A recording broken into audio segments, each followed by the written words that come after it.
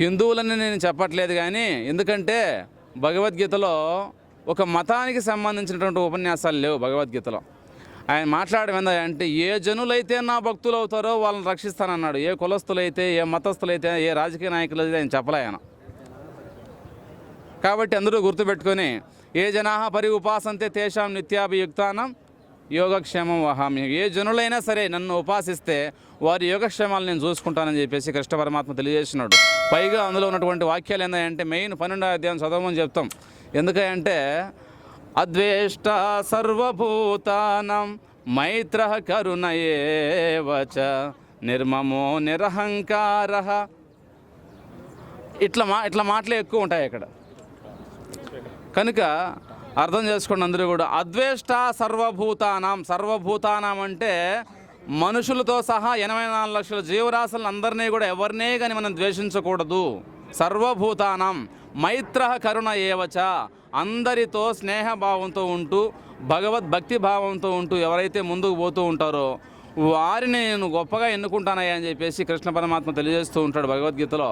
కృష్ణ పరమాత్మ చెప్పినటువంటి ఈ భగవద్గీత కృష్ణుడే చెప్పాడని మనం అనుకుంటాము. ఆయన ఏమంటున్నాడంటే, నేను చెప్పలేదయ్యా ఈ భగవద్గీత, అమ్మవారు నన్ను ఆవహించి చెప్పేసిందయ్యా అని ఆయన చెప్తూ ఉంటాడు. కనుక మనము భగవద్గీతలో ఉన్నట్లు చదివి దాన్ని తగ్గట్టు మనం నడుచుకుంటే, నువ్వు అడవిలో ఉన్నా సరే నిన్ను గొప్పవని చేస్తాడు భగవంతుడు. భగవద్గీతలో ఉన్నట్లుగా నువ్వు నడుచుకోకుండా ఎంతమంది జన సమూహంలో ఉన్నా సరే నీకు అడ్డంకులు ఎదురొస్తాయి, కానీ సంతోషం వచ్చేదానికి అవకాశం లేదు. బాగా గుర్తుపెట్టుకోండి ఇదంతా కూడా. ధ్రువుడు ఎక్కడో హిమాలయాల్లో ధ్రువాశ్రమం ఉండేది. అక్కడికి వెళ్ళి మహావిష్ణువు నీలాంటి రాజ్యం వెళ్ళాలయ్యా రావయ్యా అని చెప్పి ప్రాధేయపడి మరి తీసుకొని వస్తాడు ఎవరిని, ధ్రువుణ్ణి. అతని దగ్గర 100 ఏళ్ళు రాజ్యం వెళ్ళిస్తాడు. మనం అటువంటి భగవత్ కార్యక్రమాలకు సంబంధించి ఏమీ చేయకుండా ఊరికే మనం పెద్ద అయిపోవాలంటే కన్నా అది అయ్యేదానికి అవకాశం లేదు. భగవంతుడు ఈ సృష్టికి కాపరిగా ఉన్నాడు. ఎవరిని ఎలా ఏం చేయాలో ఆయన చేయించగలుగుతాడు.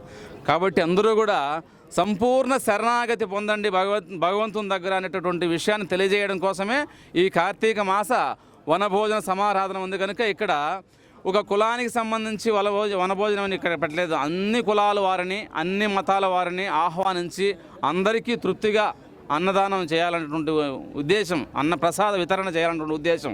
అన్నదానం అంటే కూడా అంత మంచిది కాదు. ఇక్కడ మీరు వచ్చినటువంటి వాళ్ళందరూ కూడా వీళ్ళు భోజనం పెడితే పెట్టచ్చు. వీళ్ళు పెట్టినటువంటి భోజనాన్ని మీరు స్వీకరించి వారికి మీరు ఆశీర్వాదం ఇచ్చి పుణ్యాన్ని అందిస్తున్నారు వాళ్ళకి. అట్లా ఒకరికొకరు పరస్పరంగా ఈ ధర్మ కార్యక్రమాలకు హాజరయ్యి అందరినీ కూడా కృష్ణ పరమాత్మ చెప్పినట్టుగా అద్వేష్ట సర్వభూతాన మైత్ర కరుణ ఏవచ్చు అనేటువంటి దానికి అందరం కూడా అనుకూలంగా ముందు వాళ్ళని తెలియజేసుకుంటూ